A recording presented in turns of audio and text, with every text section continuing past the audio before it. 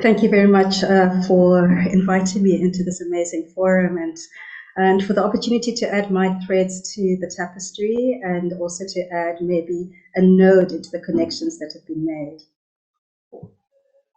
I begin here, and here we see two examples of very high science.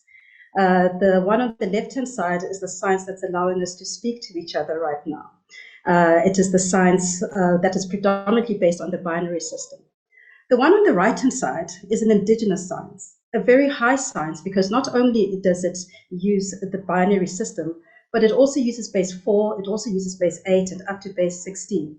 And this science on the right-hand side allows us to divine the future. But I ask you to forget any logic that I may be presenting today and perhaps just focus on the essence. So the first thing I'd like to do is, in following on from our previous speakers, is to follow the way of the weaver.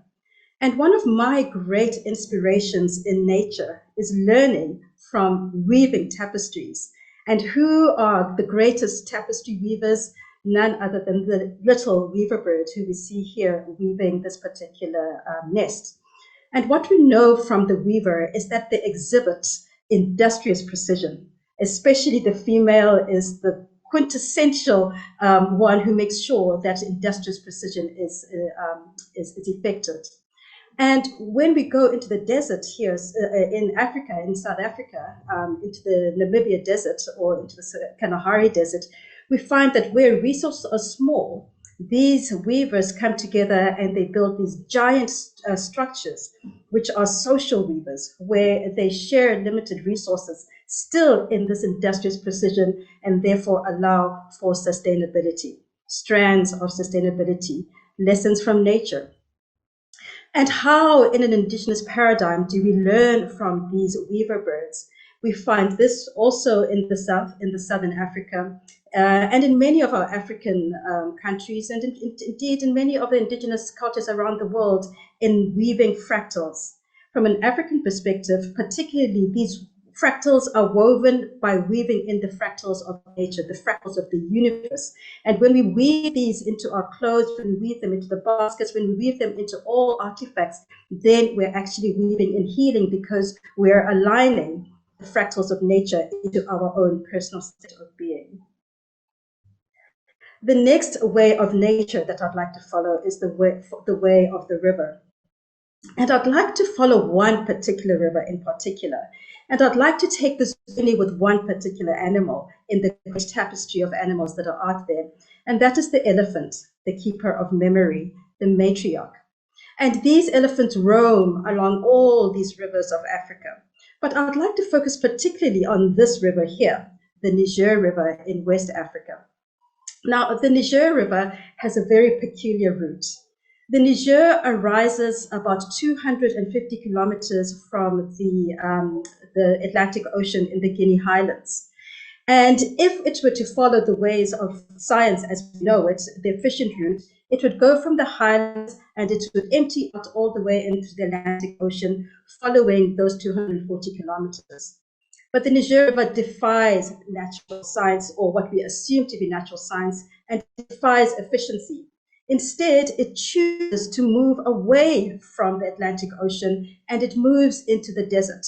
It moves all the way towards Timbuktu into the Sahara Desert. And then science would tell us that it should continue that course and move northwards towards the Mediterranean Sea. But it defies science. And instead, it curves and then it starts a long, tortuous and convoluted route all the way down through about 9 countries until eventually it empties into the Atlantic Ocean. But by then it has moved more than 4,170 kilometers instead of the 240 kilometers it would have moved had it begun and followed the route that we appear or consider to be the most natural route. Now, in this, it becomes, it suffers a lot of loss of potential in its lack of efficiency, because at some points it moves on a horizontal plane, and sometimes it also tries to move upstream or up the hill. And because of this, it loses a lot of its potential. But the result of losing all of its potential is that it creates great tributaries. It creates great lakes the size of Belgium. It creates life. It creates the Niger Delta, and it creates life. It brings forth biodiversity, and it is actually one of the most biodiverse regions in the whole of Africa. So this inefficient river, which does not follow the efficient route, actually is very effective in forming life. And that is the principle upon which indigenous knowledge systems are premised. They have their roots in a particular community. They are tacit versus and transmitted predominantly orally or through initiation or via demonstration and observation, and less by book learning. They are experiential rather than theoretical, and they're inherently interlinked with the understanding of the environment and with the understanding of absurdities such as the Niger River. And so from nature, we learn to weave tapestries. But this way of knowledge has been marginalized. It has been invalidated. It has been illegitimized, predominantly, unfortunately, by the Western knowledge systems. And so we ask that there may be a point of cognitive justice, and which asserts that the rights of different traditions of knowledge is to coexist without duress. And when we do that, we move once again from the left-hand side into the books of knowledge that we know in the libraries of our modern universities, into the right-hand side, which is books of knowledge that actually understand the whole universe as a concentrated whole. And so once again, I say we perhaps need to expand our minds from the dominant scientific worldview, much of which was propagated from the 17th century age of enlightenment, which has an ontology that's mostly a mechanistic, deterministic, reductionist, objective, ascribed to dualism, monism, ascribed to natural selection, and is at times subscribes to dichotomy and binary opposition. What this does is it limits and it puts everything into silos. And when you put everything into silos, there is separation. This then diverges from the indigenous African view, or even indigenous systems from around the world, which tell us that actually nature, the word nature, actually its etymology begins further back in what we call Neter. Neter is all that is, and I happen to be in the land of Neter at the moment in Egypt, which is all that is. It may be described as God. It is the being that synthesizes and pervades life in all realms. And from that word Neter, we have the word natura, which means essence. We have the word neutral. And finally, we have the word nature. And so from Neter, we then continue our movement into Untu from an African perspective, which is the causative dynamic life force or power that is responsible for all of life on Earth and creation and into the universe. And this Untu becomes what's a buzzword which you might have heard, which is Ubuntu. Now, Ubuntu has been highly subjected to the anthropocentric worldview. It has been highly humanized, where we've come to understand that Ubuntu means I am because you are, because a person is a person through other persons.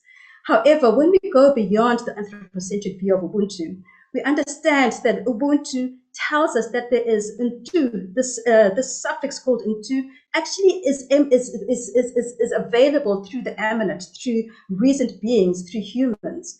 But it is also available in the inanimate, in unreasoned beings, and this time it is called Kintu or Bintu, whereas previously it was called Bantu as people. But we also find this principle in time and space itself.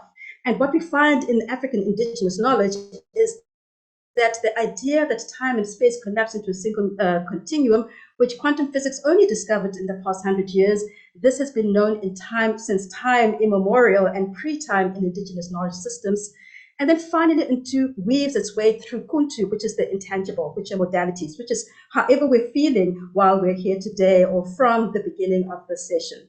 So Untu then becomes this force which is in which being and beings coalesce, this basic essence that unifies the universe. It is the essence of life. It is immanent and transcendent, and it tells us that everything is interrelated, interconnected, and interdependent, and therefore it exists in all spheres of life. And where I am here in Egypt, this Untu or Ubuntu is called Ma'at. Another principle is that called Sankofa. And Sankofa tells us that we need to look into our past in order to bring that past into the present in order to create a better future. And when we actually go into understanding what this Sankofa is, which is usually just shown as a bird, it is telling us that everything in the universe, those fractals of being that we showed in the beginning, are all actually a universal feedback system. And everything in the universe operates on this feedback system. And when we have positive and negative feedback, this is the same Sankofa symbol, which is shown as positive and negative feedback. And what it tells us is that actually, when we engage positive and negative feedback, we're engaging systems thinking, we're engaging systems doing, and therefore we're engaging in love. And what we know from then is that actually everything is all connected, and therefore we may be able to see a convergence between the indigenous way of knowing and also with the Western ways of knowing, or the dominant worldview. And if we look into David Bohm, he describes that actually what it all boils down to is the science of consciousness. And once we go into the science of consciousness, then we can understand deep ecology, and we can find that parallel worlds can merge, and therefore we can be able to meet the challenges of our times, which is, whether it is the challenges of the different pandemics, whether it is the climate change, or whether it is all the differing challenges that we find in the world today. And finally, when we do that, then we have an injunction to love. And in doing that, we may come together as the weaver does in a connective weaving. And when we do that, we may weave activity fractals of patterns of behavior that are able to bring forth Ubuntu and Sankofa. And in doing that, we bring indigenous knowledges from the periphery to the core. We deep dive into science. We have lived as opposed to theoretical knowledge. We see that all is connected, all is relational. We're all part of a continuum, and therefore we have systems of sustainability to health and beyond. And when we do this, we have thriving tributaries from that Niger River. We have thriving children. We can say, I am because we are. And when we do that, we can move from Sankofa into the bird of the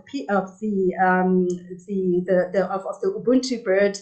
And finally, we may rise as the phoenix, or Benu, as they have them here in Egypt, which is the phoenix. We may rise from the ashes. And in doing that, we may see as our ancient ancestors, our First Nations people, the first ancestors of all of humanity, tell us that a dream is not a dream until it is shared with the whole community. And when we do that, we're able to create a greater future. I thank you.